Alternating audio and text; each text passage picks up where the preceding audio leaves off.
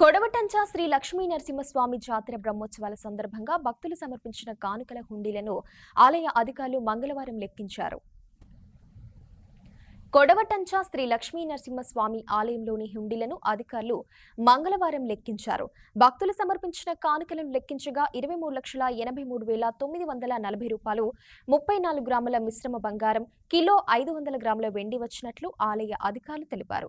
ఈ కార్యక్రమంలో పరకాల డివిజన్ దేవాదాయ శాఖ పర్యవేక్షకులు నందం కవిత, ఆలయ కార్యనిర్వహణాధికారి ఎస్ మహేష్, చైర్మన్ ముల్కనూరి భిక్షపతి, గ్రామ ప్రజలు పాల్గొన్నారు. శ్రీ లక్ష్మీనరసింహ దేవస్థానం కోటంచనందు ఈరోజు హుండీలను విప్పి లెక్కించడం జరిగింది. సో 3 నెలలకు గాను, అంటే జాతరతో కలిపి 3 నెలలకు గాను ఈరోజు హుండీ లెక్కించగా 23,83,940 రూపాయలు రావడం జరిగింది. ఇందులో మిశ్రమ వెండి కేజీ 500 గ్రాములు, మిశ్రమ బంగారం 34 గ్రాముల జరిగింది. సో ఈ కార్యక్రమంలో ధర్మకర్తల మండలి చైర్మన్ గారు మరియు సభ్యులు, అలాగే దేవాదాయ శాఖ పరిశీలకులు పాల్గొనడం జరిగింది.